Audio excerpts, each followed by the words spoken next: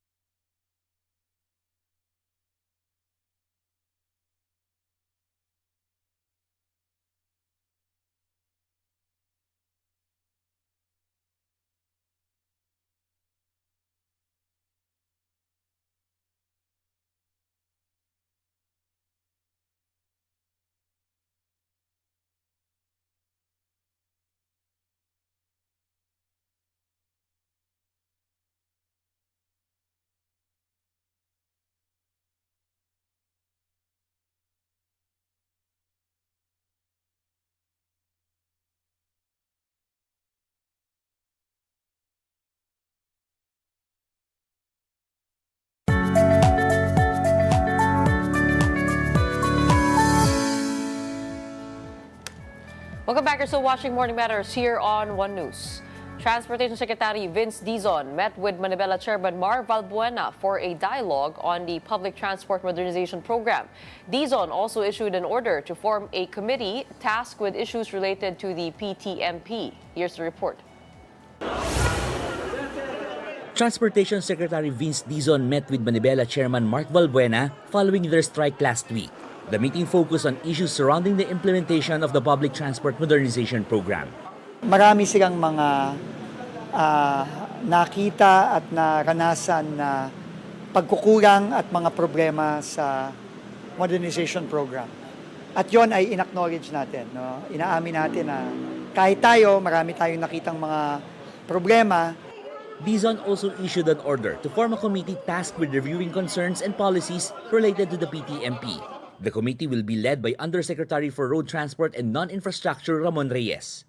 It will also include other officials such as Undersecretary Steve Pastor, Assistant Secretary Jojo Reyes, LTO Chief Vigor Mendoza, and the new head of the Office of Transportation Cooperatives, former Cainta Mayor Mon Ilagan.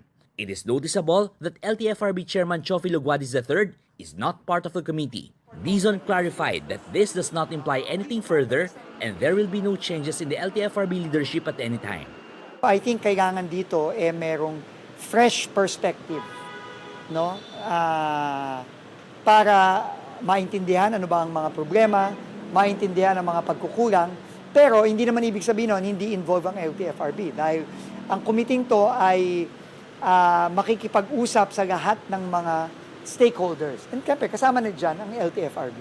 Kailangan mag-focus tayo sa talagang napakalalim at unbiased review ng modernization program. At magagawa lang natin to kung mga bagong tao at bagong mukha. The committee is expected to submit the recommendations next week. But while the recommendations are still pending, Manibela is calling for an extension of their franchises. Hanggat na may dialogo, pinapakinggan tayo habang ang importante po talaga rito ay maibalik muna sa amin yung aming mga at least provisional authority na makabiyahe kami. Kasi kung wala yon, kahit na nagdadialogo tayo, kolorum pa rin kami. Wala pa rin kaming mga papel. So, habang nagdadialog tayo, kailangan may pinanghahawakan din kaming mga papel na nakakabiyahe na talaga kami. For News 5, Gerard de la Peña, We Are One News.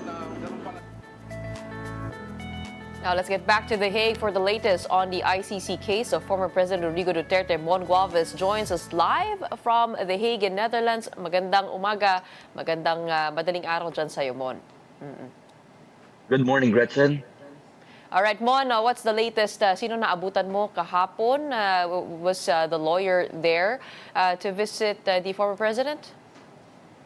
Yes, Gretchen, actually, lead counsel of former President Rodrigo Duterte, Attorney Nicholas Kaufman, arrived yesterday sa ICC Detention Center and he actually gave a statement or he at least made an interview with us sa media, no? So ilan sa mga binanggit niya dito, talagang malakas daw yung argument na kanilang pinanghahawakan.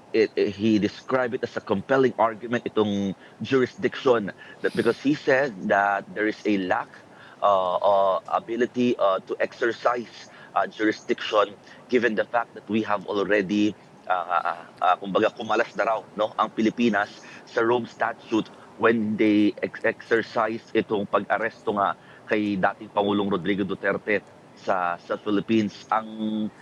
Nung tinanong natin, no, yung other details about this one, hindi na siya pumayag dahil nga syempre he would want na sana daw may mga disclosure issues at saka mga bagay na kanyang i-defend na daw pagdating sa court, no? Pero nung tinanong din natin pahabol sana kung anong masasabi niya, especially the other side, no, other camp are saying na yung mga krimen nangyari during the time na miyembro pa ng ICC ang Philippines, and then he refused to answer kasi isa daw yun sa mga bagay na part na ng pwedeng i-hear sa korte, no? Ang sinasabi lang niya dito, yung jurisdictional argument is being used not only in the Supreme Court of the Philippines but also in the International Criminal Court. Kumbaga, it was already acknowledged and used in the past.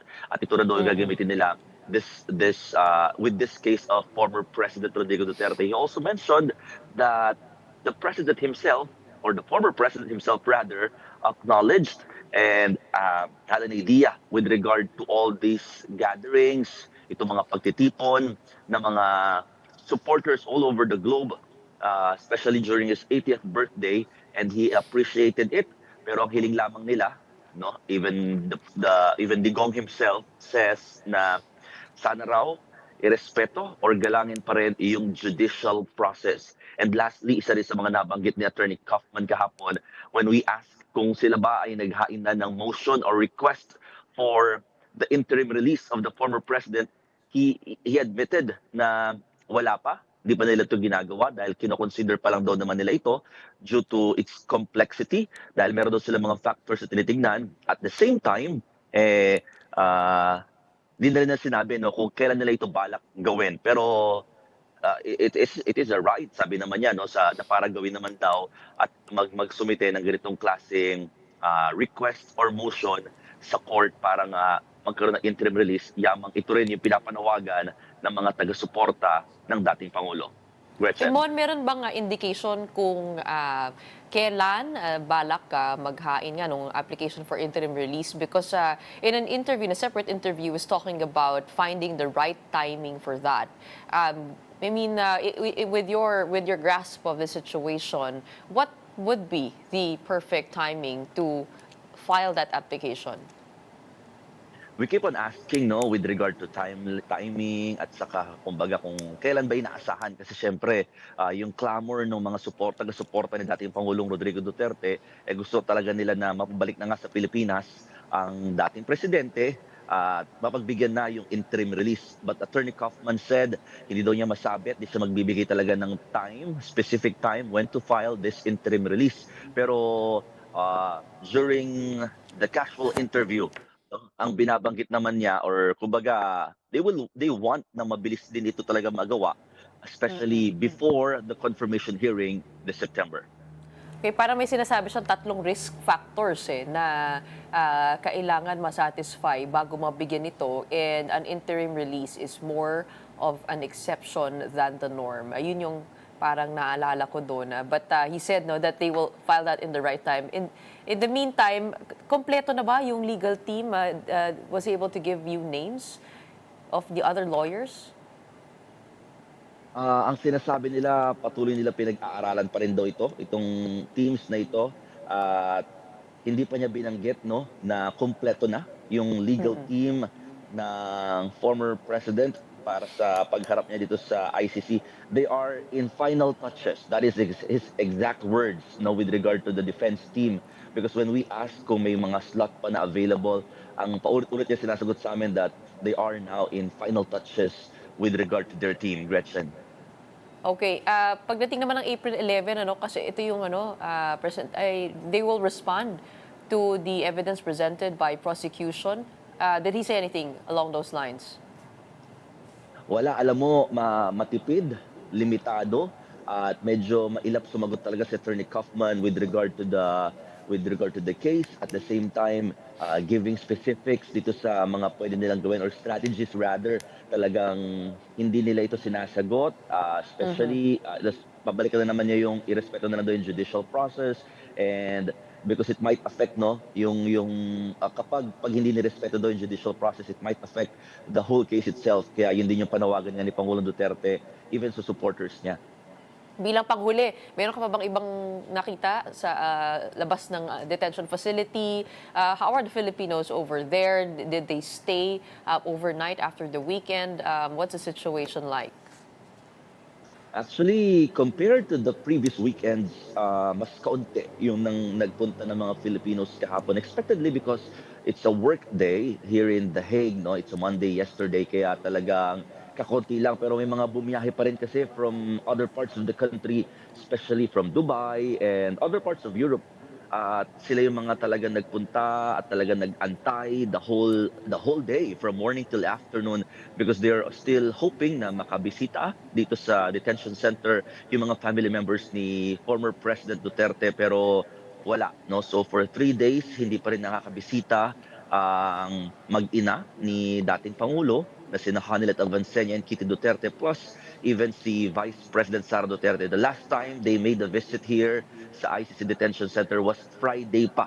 So again, we are expecting that today they might be allowed by the court, no, para makabisita dito sa dating Pangulo. Kahapon kasi dalawang legal team aside from Attorney Kaufman, yung isang babae na kasama sa defense team ang pumasok sa loob, kaya baka silang dalawa lamang yung pinayagan for an hour na makasama si dating Pangulo. Pero isa sa mga sinabi lang din ni Attorney Kaufman that President Duterte is in high spirit right now while facing the case. Well, Elizabeth Zimmerman is already there. Is that correct? Meron ka ba rin ba naririnig tungkol kay Pulong?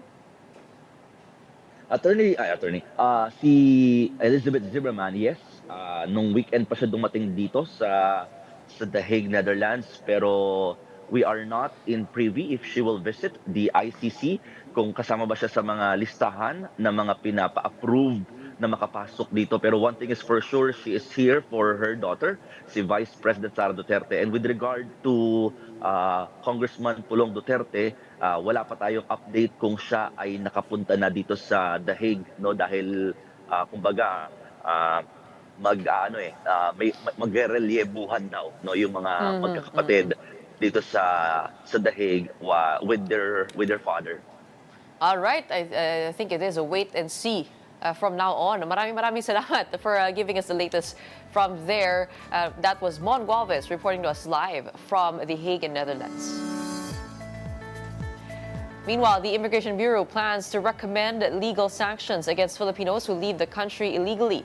Immigration Commissioner Joel Viado said the Philippines lacks a specific law against illegal departures. According to Viado, cases are currently prosecuted under related violations such as document falsification or passport tampering.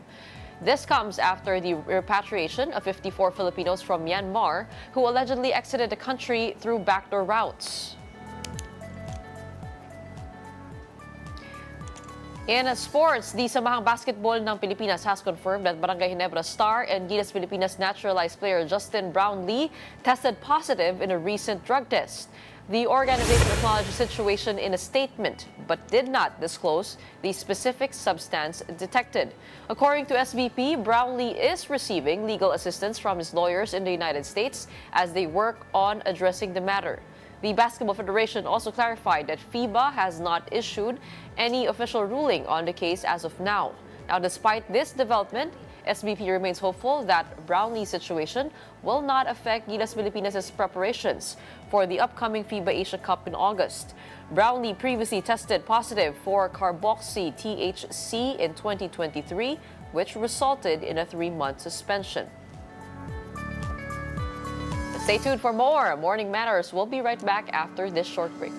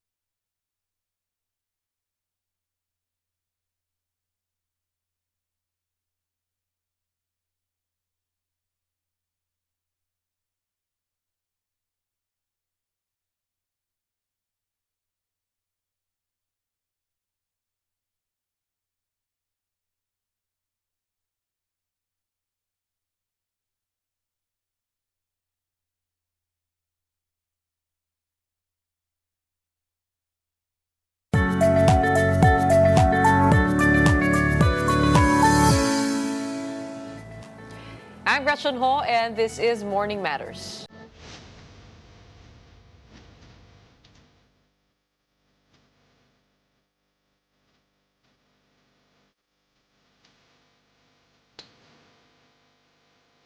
Today, we are joined by a longtime activist and advocate for workers' rights. We have senatorial candidate Teddy Casino joining us on Morning Matters. Welcome to the program. Thank you, Gretchen. Magandang umaga. Good morning to our viewers. Thank you for joining me on a holiday. Siyempre, Oo nga pala, mga holiday masisipag nga pala tayo, ngayon, yeah. Okay, you've lived quite an interesting life. As I read through your profile, kayo po ay nagsimula bilang isang lasalista. Tapos sa pagkatapos niyan, you gave up a scholarship offer from DLSU to study in UPLB. Yeah. You were editor-in-chief of your paper. You were on the honor roll, very active. You're on your way to becoming a lawyer, but you turned that down to Yes. pursue the life of an activist, and you've identified yourself as a leftist. Is that correct? Yes, to the frustration of my father, who was the original lawyer in the family. What was the So- turning point when you said, ito yung buhay na gusto ko? I actually entered law school sa UP. Pumasa ako ng LAE twice. First time, I didn't proceed. Second time, sabi ko, sige, tuloy ko na to. But I realized after 3 days in law school that I did not need a lawyer's degree to help people. Particularly, nasa workers movement ako noon nasa KMU. So sabi ko, will I spend 4 more years of my life studying when I can already do things for people, for the workers? So sabi ko, no, I don't need this degree. And that was that. So I continued as an activist. And then later, I was drafted by Bayan Muna to be a member of Congress, yung party list representative. So sabi ko na lang sa tatay ko, okay lang na hindi ako naging lawyer, at least lawmaker naman ako ngayon. So natuwa naman siya. So he finally understood. Pero, I mean, there are all kinds of stigmas now attached to the life of a leftist and an activist. Yeah. I wanted to know more about that before we get into the other issues. Ano ba ang buhay ng isang activist? Ano yung ginagawa niyo sa grassroots? What kind of help are you able to bring? Kumbaga, kumpara sa lahat, ano? Well, we live by, I would say, 4 principles. No? Una, yung maglingkod sa mamamayan, yung serve the people. That is always the essence of activism. You just don't be an activist na pagiging aktibo lang. No? Ang direction niyan always is to serve the people. So that's one. And when we say people, we're talking about the basic sectors, workers, farmers, indigenous peoples, of course, yung urban poor, all these, what we call the poor and oppressed people. Pangalawa, ang tawag namin dyan yung simpleng pamumuhay, puspusang pakikibaka. So you're not after wealth, power, glory, but you're there basically to do things so that there will be changes in the system. Pangatlo, yung makibaka, wag matakot. They're to struggle, they're to win. So yung boldness, and that always leads us to challenging the status quo. So it's a difficult life, but it's a very fulfilling one. Kasi alam natin, ang dami talagang mali sa lipunan natin. And we feel that the institutions, the structures, don't serve our people, don't serve the common good. And we're trying to make things better through the people's movement, by mobilizing people, by educating people, in the hope of changing the status quo. But eventually, that makes us vulnerable to attacks from those who benefit from this system. Kaya tinatawag kaming rebelde, tinatawag kaming terorista, all kinds of things.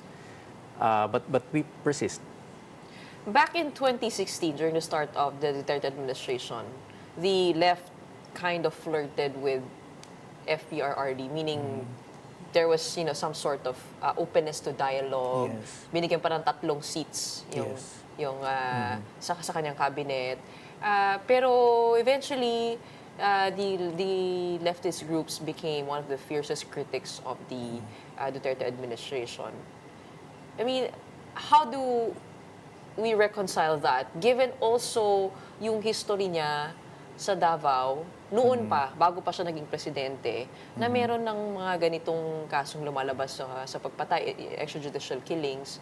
I mean, hindi ba parang nung una pa lang ay deal breaker na dapat yon? I mean, paano nabuo yung ganong line, open line? Even when he was mayor, the killings were always a sore thumb, a sore issue between the left and Duterte.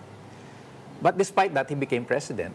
And it's not because of the left, but he became president because a lot of people supported him, even the right, even those who middle classes, the rich people supported him. So presidente na siya. And when you're president, wala ka namang ibang kadil sa gobyerno kundi ang gobyerno ng Pilipinas, ang president. And pag may bagong administration, we always give them the benefit of the doubt. In fact, during the time of Arroyo, the first few months of the Arroyo administration, we were with the majority. Ganon din nung time ni Cory Aquino. There was even peace talks during that time. Ngayon, in fairness to Duterte, he was the only president who offered seats in the cabinet, who said that he would end contractualization, who revived the peace process na matagal nang na-stall at that time. So we also gave him the same benefit of the doubt. Total, bago kong presidente, deliver on your promises. But less than a year into his administration, we saw na mali talaga yung pinatutunguhan niya. So you were right, we became his fiercest critics. And we became his victims of his EJK policy and counterinsurgency policy. So ganun talaga yun. You have to deal with the government that is there and be creative in trying to push the envelope. But if it does not work out, talaga magkaka-falling out. Pero ano yung assessment mo nung panahon na yun? I mean, hindi... Personally, I think we could have broken off earlier from working with him. Although as early as August 2016, we were already critical and criticizing his war on drugs. We should probably have broken off around November or December. Pero ang iniisip kasi namin, may peace process pa eh. At itong mga bagay na ito, pwede pang pag-usapan sa peace talks, subject of the negotiations. So that fueled our hope na baka naman may pwede pang ibigay ang administrasyong ito. But when the peace talks finally collapsed around May or June 2017, sabi namin, ano pang makukuha ng mamamayan dito kay Duterte? Wala na. Kayo po ay Davaoenyo. Yeah, I was born in Davao. Oh, you were born in Davao. I mean, tapos minabasa pa ako na sinabi ni FPRRD na ikaw, Teddy, yung ulo mo sobrang laki. I mean, he was referring to you interrupting his campaign event in Davao. What happened there? Well, I ran for senator in 2013. And of course, Davao was one of the places na I visited kasi doon nga ako pinanganak. And of course, he was the mayor of Davao. So it was during one of those festivals, I was his guest. So yun. And probably after, nung naging critic na ako when he was president, naalala niya siguro na at one time he hosted Pero me umakit in kayo Davao. talaga? Sabi niya parang di daw kayo nagpaalam, No, hindi kayo I was invited. nagpasalamat. I was invited So hindi to that totoo event. yun. Ang nabasa ko ay bigla na lang kayo umakit ng stage. Kaya sinabi niya, Anong politiko naman yung biglang aakit ng stage na walang paalam? so hindi niyo ginawa Yeah, I yun. was invited to the But it event seems because like- I was at the venue and at that time he was the mayor, so of course. But did you witness the drug war over in Davao when you were still young? And how was that like? Because you also said in a statement that finally, Rodrigo Duterte has been arrested for his crimes against humanity. He will be held to account before a court, observing due process, something which he denied thousands of victims with his bogus drug war. I left Davao when I was 6 or 7 years old in 1978. And since then, di na ako talaga in touch sa Davao. So I was not a first-hand witness to the drug war killings when he was mayor. But there were many groups, human rights organizations in Davao that expressed concern early on, and we were always in touch with them. And sabi ko nga, that has always been a sore thumb in our dealings with the former president. But sa inyong mga magulang, anong sinasabi nila tungkol dito? Kasi pag nakakausap din natin yung mga Dabawenyo, they would say, dati magulo dito sobra, ang daming krimen nangyayari, ngayon nilinis niya, inayos niya ng mga Duterte. Ganun ng, mas ligtas na ang Davao City. That is the narrative that they would like to show. But I think may drugs pa rin sa Davao. Hindi naman nawala ang drugs dyan. And, I will not try to dispute that. But that will not in any way justify the extrajudicial killings of drug suspects. Kahit ano pang ganda ang nangyari sa Davao, hindi mo dapat pinapatay ang isang suspect. Wala man lang due process. Even the worst of criminals deserve to be heard and deserve the going through due process. Pero kayo sa pag tinatanong mo ba yung sarili niyong pamilya sa Davao? Kung ano yung kanilang pananaw? Wala na kami sa Davao. As I said, I left when I was a child. Dayo rin lang pamilya namin doon eh. My father was actually from Quezon, mother from Visayas. Doon kami na dayo, stayed for a few years, but eventually went back. But why did you say it was a bogus drug war? Duterte, as early as 2018, said that his drug war was a failure and it could not solve the problem of illegal drugs. This drug war was premised on a false fact that we had 4 million drug addicts.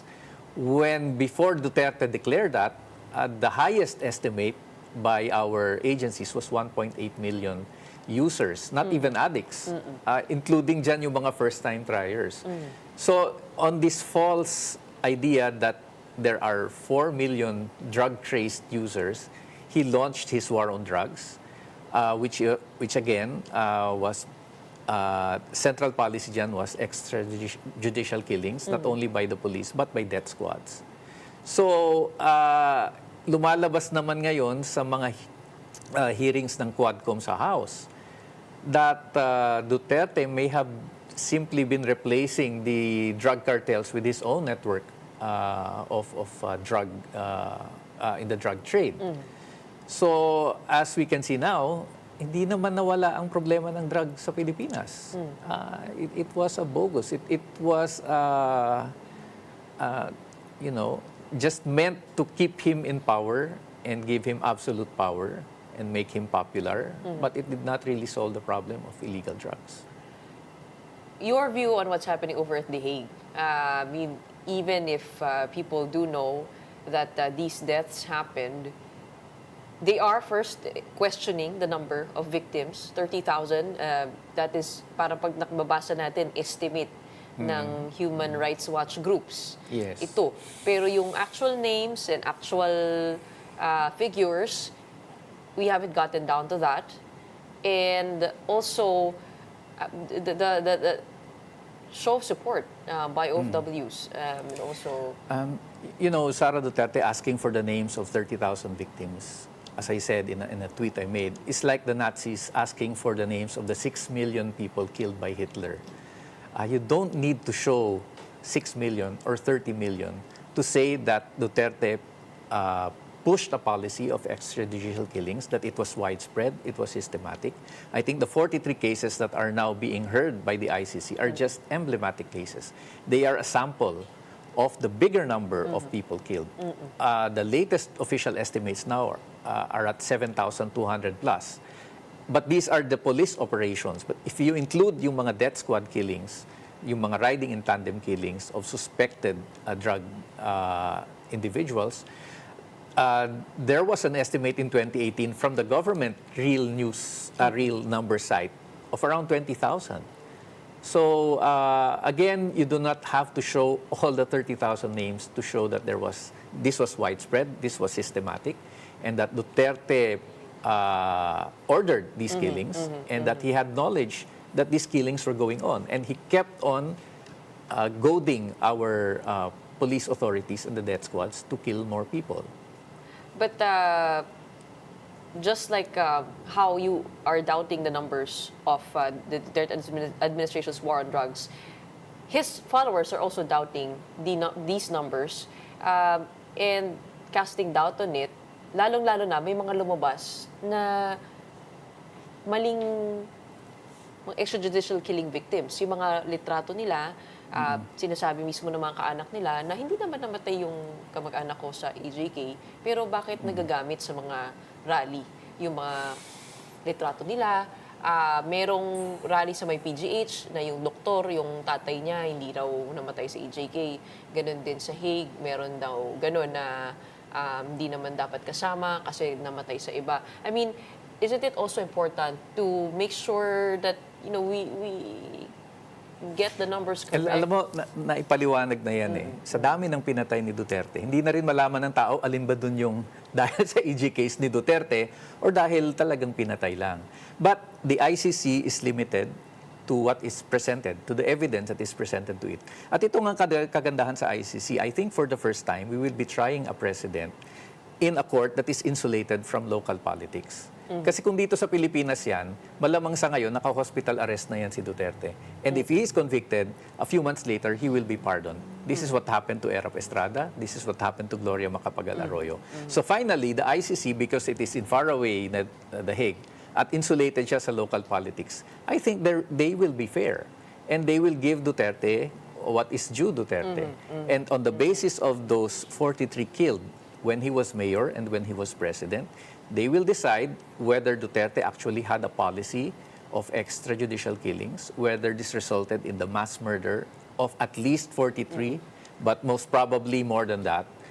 And he will be judged accordingly. And I think for the first time, he will actually get a fair trial, something which he denied the victims of his drug war. Kayo po ba ay may nakakausap ng mga biktima? I mean, pag kayo ay bumababa, Oh yes, do you know yes. And we have been assisting the victims from the start.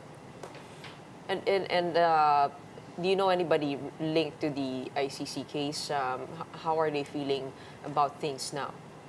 Mixed emotion. One, they're happy. Pero tumagal ito It's actually long overdue. They have been waiting for this for 7, 8 years. Pero masaya sila na nakulong na, but they are also apprehensive. Dito sa nakikita nilang kilos naman ng mga grupo ni Duterte, questioning the ICC, and then all the show of support. Kasi parang nabanggit nyo rin na the DOJ should open investigations into cases that are not before the ICC. True. Kasi marami naman yan And yun nga ang naging problema natin for the last 2 years or 2 or 3 years. Marcos was actually protecting Duterte. Kasi magkasama pa sila sa Uniteam. Thanks to the breakup of the Uniteam, nawalan ng protector si Duterte, and finally justice has caught up with him. But this is going to be a long process, and the families are of course apprehensive kasi ang experience nila sa justice system sa Pilipinas namamanipulate ng politika, namamanipulate ng public opinion. So there's also that hope that because it is the ICC that is trying it now, then baka naman maging patas ang korte. But do you think it's the right time for the victims to come out and file in local courts? Yes, because the political situation allows for it. Okay. If the Uniteam were solid, Pero walang mangyayari. Di ba yung But challenge din would be to find that direct link to the president? I mean, yes, he has public pronouncements, but also to put everything in his hands and also the evidence, gathering evidence. I think it will be difficult to show that Duterte actually ordered the killing of a particular individual. Presidente siya All he needs is to tell Bato de la Rosa, all he needs is to make a public pronouncement that you go kill. At kung hindi nyo mapatay, bigyan nyo ng pagkakataong lumaban, and then it will happen. You do not have to show that he actually ordered the killing of particular individuals. I think that is the difference between an ordinary murder case and the case involving crimes against humanity. Crimes against the president.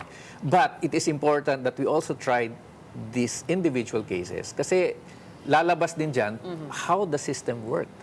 Yung quota system, yung may rewards kapag may napapatay o meron or this performance-based system in the PNP na paramihan ng nahuli na drug bust and they don't even care kung nako-convict eventually. So this can be unearthed through the filing of individual cases that are not included in the ICC case. So importante pa rin yun. Well, that is to be determined in court. All those proving and also the filing of evidences, pieces of evidence. Yes. And also the victims coming out. When we return, we'll talk about your candidacy for the Senate. This is your second time running as senator, and we'll discuss politics and more when Morning Matters returns. Keep it here on One News.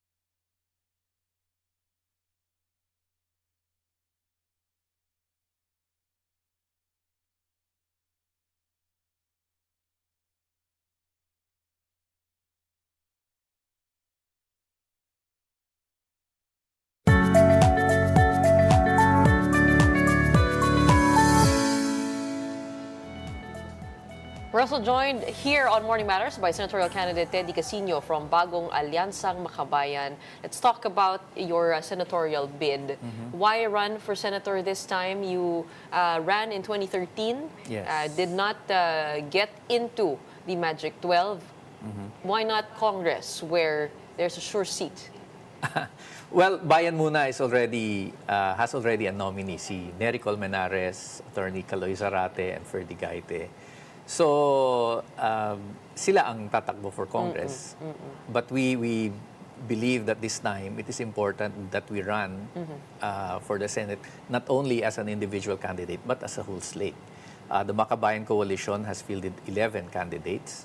At ang pinagkaiba ng slate namin sa ibang slates is that one, these are people's candidates. We have a worker, we have a farmer, we have a teacher, we have an urban poor leader, we have a driver, we have a member of the Moro community, indigenous peoples, we have a fisherman, we have 4 party list, genuine party list representatives.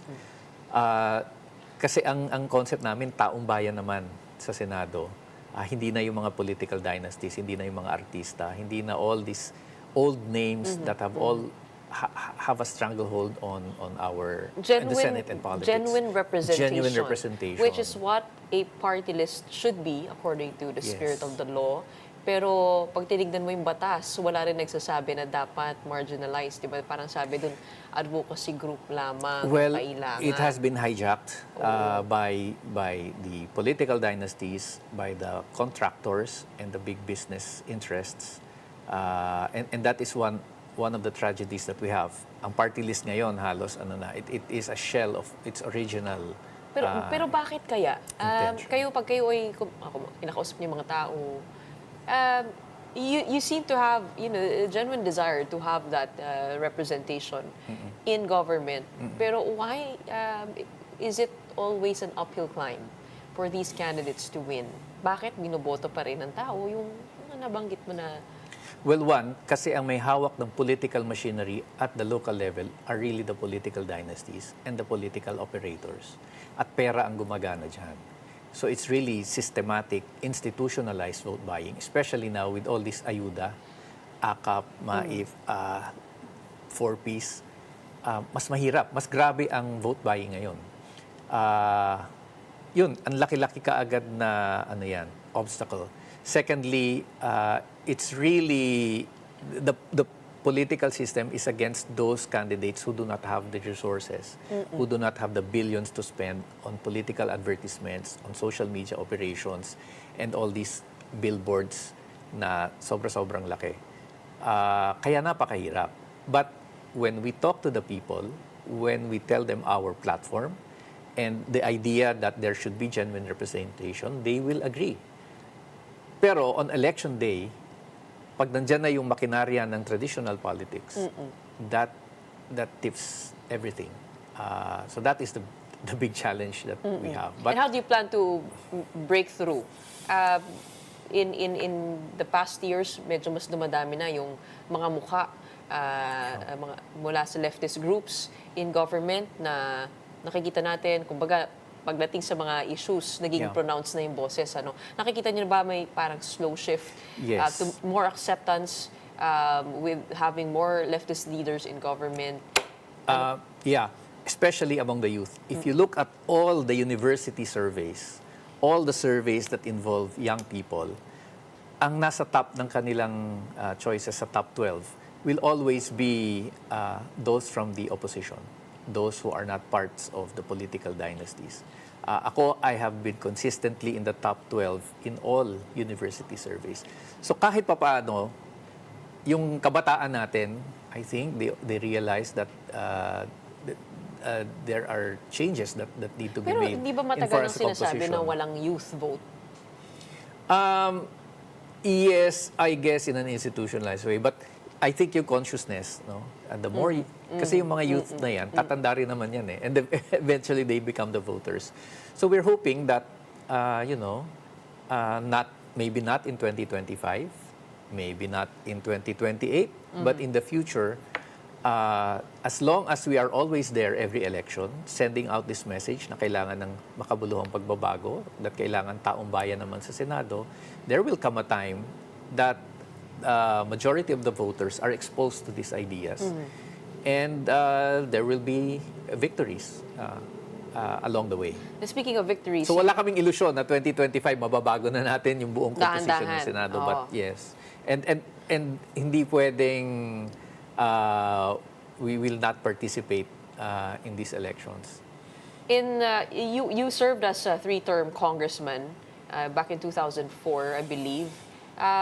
What were your victories in terms of legislation? Well, I would say my biggest legislative act would be the Public Attorneys Act. This is the act that provides the legal basis for the operation of the Public Attorney's Office. And because of that piece of legislation, dumami ang mga public attorneys natin. They're now 1:1 for every court sala. They are now equal to the fiscals. At ang net effect niyan, better free legal services to millions of our indigent Filipinos. Napakalaking impact niyan, I think, sa ating mahihirap. Of course, we also passed the bill exempting minimum wage earners from income taxes. That was the precursor of the future legislation later on that basically tinaas yung exemptions for income tax. Malaking tulong din yan sa take-home pay ng ating mga manggagawa. Ngayon po, ano po yung priority po ninyo? Pagpasok po ninyo, the legislative bills, Yes. and what is your assessment of the current Marcos administration's performance? In the recent SWS survey, hunger is actually rising. We see prices also of goods, agricultural products rising. Ano pong priority po ninyo pagpasok po ninyo? Kung makakapasok po kayo. As a slate, syempre ang pinaka-basic dyan yung issue of poverty and hunger. So, ang pinupush talaga namin, itaas ang sahod ng mga magagawa through a legislated minimum wage hike for all regions. Secondly, genuine agrarian reform and the building up of our industries to provide jobs, livelihood to our people. Pero sa bahagi ng sarili ko, I will focus on political reform. Kasi tingin ko, hanggat di natin nababago ang komposisyon ng political leadership natin, we will always have difficulty in pushing for progressive legislation. So the anti-dynasty bill is very important for me. Mapapasa ba yun? Kailangan. Paano kaya? We have to try. Oo. Yung Whistleblowers Protection Act, yung Freedom of Information Act, things that will empower our people to be more proactive, to be more engaged in governance. Ngayon, doon sa usapin ng problema ng pagkain, you know, we used to be an agriculture exporting country in the 80s hanggang sa mid-90s. Pero sa mid-90s, there was a shift in policy because of globalization. Minaliit na natin ang ating agriculture. And eventually, we underspent on agriculture. Ang thinking noon, debate ito sa World Trade Organization. Ang sinasabi ng policymakers, wag na tayo magtanim ng palay, magtanim na lang tayo ng cut flowers because in comparative advantage, mura ang palay sa Thailand, mag-import na lang tayo and then let's export our cut flowers. At sinasabi ng manggagawa at the time, hindi natin makakain ng cut flowers. We should still develop our own local rice industry. Hindi. Sabi nila, globalization na, hindi na. So they pushed for all these high-value crops na pang-export. And look at what has happened now. We cannot even feed ourselves. We have become a net agriculture importing country. We are spending less than 2% of the budget on agriculture. Ngayon, medyo tumaas to 3%, but that's a far cry from the 5 to 7% that Thailand is spending on its agricultural sector. So yun ang isang kailangan. Talagang Kasi sabi nga ni Kiko focus tayo sa Pangilinan, dapat yung pangako ng administrasyon ay sinamahan ng panggastos ng budget. Oo. Pero Oo. hindi lang budget eh. It's really the policy, yung neoliberal policy, na pinabayaan na natin yung ating mga magsasaka to the market. Inisip natin, mag-import na lang tayo ng mag-import kasi mas mura ang imports. But that has really impacted negatively on our agriculture. And then at the same time, kinonvert natin yung mga lupang agrikultura, ginawang subdivision, ginawang golf course, nawalan din ng capacity to produce ang ating sector. So maraming reforma ang kailangan sa agricultural sector. And that's part of the agrarian reform, genuine agrarian reform program that we want to push. At sabi mo nga, kailangan natin ng aktivista sa Senado. Kailangan. Alright, so we have a senatorial candidate, Teddy Casino, running for the Makabayan Coalition, and he joins us this morning. And we will stay tuned to your campaign. Good luck, all the best. Thank you. And thank you for joining us on this holiday. Good Speaking morning. of holidays, it is April 1, 2025 and has been declared a regular holiday nationwide in observance of Idil Fitr. Idil Fitr marks the end of Ramadan, the Islamic holy month of fasting observed by Muslims worldwide. Malacanang says the holiday declaration aims to bring the religious event to the fore of national consciousness. The National Commission on Muslim Filipinos earlier proposed either March 31 or April 1 as the national holiday. And that's it for today's episode of Morning Matters. My name is Gretchen Ho. We are One News, all sides, all the time.